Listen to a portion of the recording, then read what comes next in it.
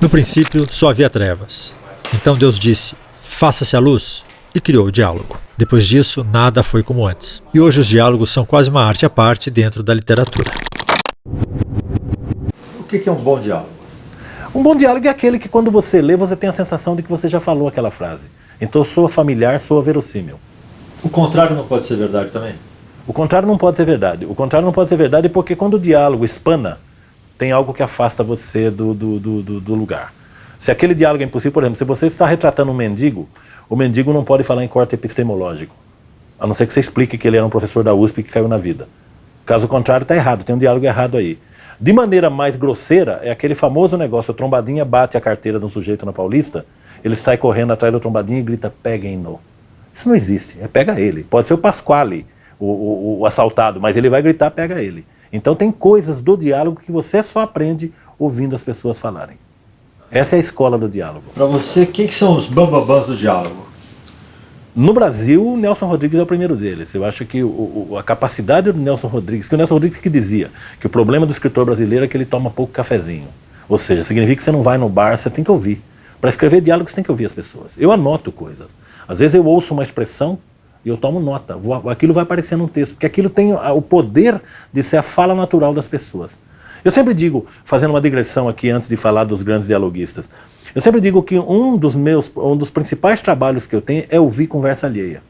Eu adoro estar na rua e estou ouvindo duas pessoas conversarem, por quê? Porque isso me mostra a sintaxe dessa fala, coisa que eu aqui em casa não posso imaginar, mas eu não posso fazer. Eu teria que viver aquilo. Há um problema.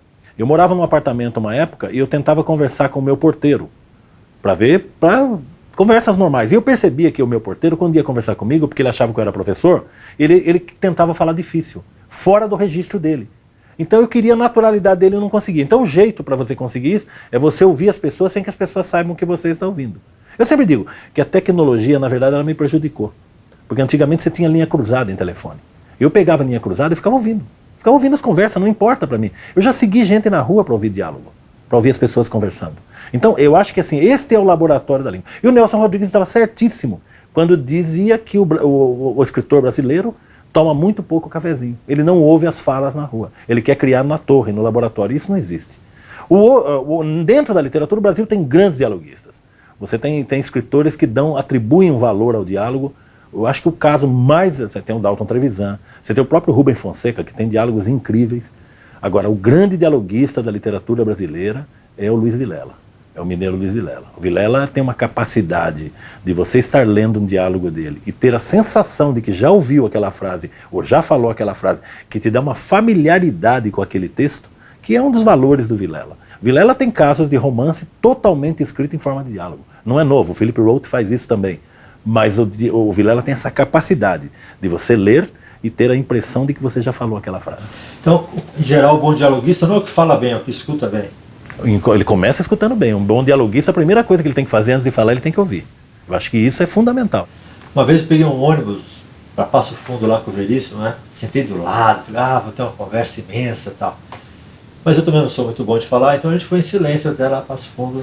Aí quando eu cheguei lá, eu juntei coragem e falei assim, esses diálogos são tão bons, mas você fala pouco, né?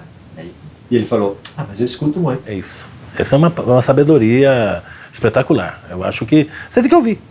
Isso a gente falou em registro de linguagem e som, mas em relação à psicologia do diálogo, como que você faz para pensar como um cara, depois como outro, depois como outro? Até isso aí é automático, né? Quando você está escrevendo literatura é muito automático isso. Eu estou falando na pele de uma mulher, por exemplo.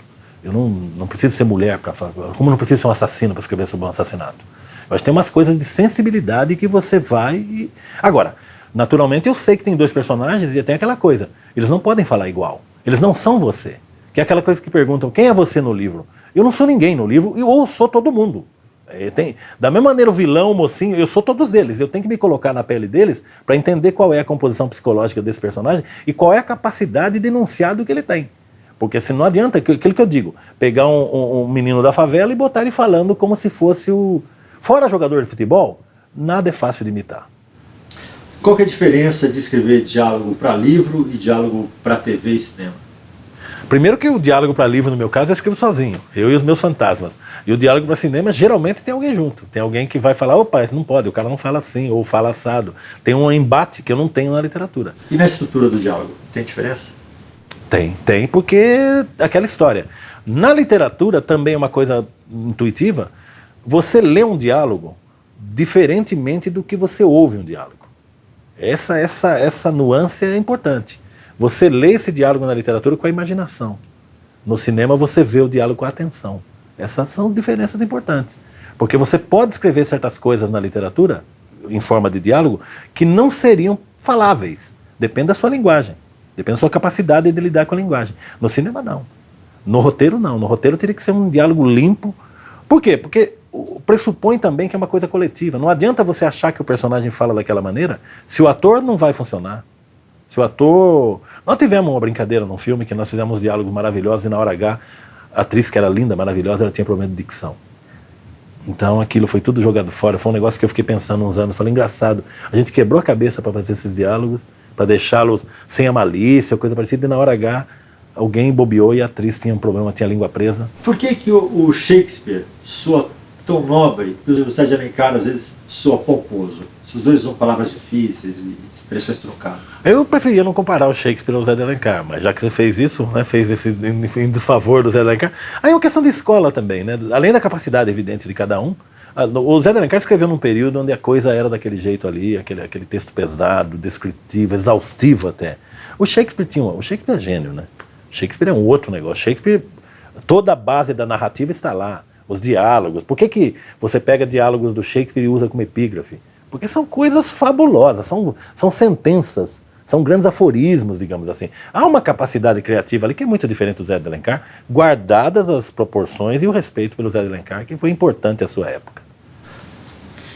Mas explica a mecânica. Por que o dele soa bem e o do José de Alencar pomposo? Talento? Para enunciar? Por que o diálogo do Luiz Vilela é bom, você ouve e tal, e alguns autores que eu leio não acreditam no que está sendo falado? Essa é a capacidade da sensibilidade do artista, a linguagem, a capacidade de fazer uso da linguagem. O Shakespeare acho que está lá no... Eu tenho a impressão que no ranking ele ainda é o primeirão, né? E é engraçado que assim, não são falas fáceis, né? Não, são coisas inclusive épicas, que tem uma como é que se diz, uma pompa quase, né? São falas dramáticas, é sempre uma coisa quase que arquetípica. O diálogo nosso é rasteiro, Maria saiu para comprar pão, madame, posso levar dinheiro? Depende também do que se queria, do que se buscava, tem tudo isso aí. O diálogo entra como peça narrativa, digo. É meramente um detalhe, mas quando se trata do Shakespeare deixa de ser um detalhe, né? Passa a ser um manancial de citações e epígrafes. A busca de uma fidelidade canina ao coloquial não leva às vezes a um texto truncado e difícil de ler? Mais que isso, o principal problema quando você vai para essa tentativa de tornar o texto muito próximo daquele, mais do que da realidade, daquele momento, você corre o risco, por exemplo, de lançar mão de gírias. Para dar um exemplo banal. O problema da gíria é o seguinte, daqui 15 anos ela pode ter sumido, pode ter perdido o sentido. Normalmente ela mudou de sentido, ela não é mais aquilo que ela significava. Então, você está datando aquele texto. Você lê um texto e você fala, esse texto foi escrito nos anos 60. Curiosamente, com o Nelson Rodrigues, tal a capacidade dele, a genialidade dele, os textos dele, a despeito de você entender que aquilo era uma gíria de época, você compreende perfeitamente o sentido que aquilo foi dito, mesmo que você não saiba que aquilo era uma gíria. Essa é a grande capacidade. Essa é a capacidade do criador. Esse é um outro lugar. Estamos fora do... Estamos falando de Shakespeare e Nelson Rodrigues. Então... Nelson Rodrigues é batata. É isso que ele diz, é batata. O batata é uma... Quem fala é batata hoje em dia, a não ser na feira? Então... Só um outro moco-moco. Ou talvez, né? Alguém muito antiquado, né? Uma questão mais normativa. No diálogo a gente tem travessão, aspas, nada. Eu nada. Há 15 anos eu nada. Mas não tem nada. Saramago, então, nem pula a linha, né? Faz falta isso? Não. Precisa por causa de escola? Eu não lembro por que eu parei de usar travessão. Os primeiros contos que eu publiquei tem aspas e travessão, dependendo do caso. Eu trabalhei no jornal onde a gente punha travessão nos diálogos, no Jornal da Tarde. E tem um momento na minha literatura que eu acho que assim, é uma busca minha, pessoal, e não é nenhuma novidade nisso, porque trocentos negros já fizeram isso antes de mim. Muitos escritores não põem nenhum tipo de registro, de índice de fala, simplesmente põem. Eu, hoje em dia, ponho o diálogo. Eu não ponho nenhum tipo de sinal que aquilo é um diálogo. Só que você lê o texto e você percebe que aquilo é um diálogo, e mais que isso, percebe quem está falando. Isso é uma coisa, não é que eu tenho um puta trabalho para fazer isso, dá um trabalhão danado. Não, é automático para mim. Eu não preciso dos sinais gráficos de diálogo. Me parece uma coisa chata, autoritária até, sabe? Põe travessão. Eu aprendi assim, fala travessão, parágrafo travessão. Não. Eu acho que existe uma maneira sua muito pessoal de escrever, que é o que você gosta de fazer, que é onde você se sente livre, onde você não tem obrigação com ninguém, porque a literatura você escreve para você. Você não está... Eu não escrevo para ninguém, eu escrevo para mim. Eu sou meu primeiro leitor. Eu tenho que me agradar. O cara que tem que ser agradado nesse momento sou eu. E aí aconteceu comigo de uns 15 anos para cá, eu resolvi não botar mais travessão, nem aspas, nem nada. Essa já foi, eu só vou insistir. Algum gênero que peça mais o diálogo? O policial é um gênero onde o diálogo cai como luva. A comédia é outro lugar onde também o diálogo pode ter uma função. Eu acho que não existe, em alguns gêneros vai melhor, em outros não vai tão bem, mas o diálogo é uma ferramenta que cabe em qualquer gênero. Seja terror, seja... Imagine, os mortos-vivos têm que falar, senão não tem graça.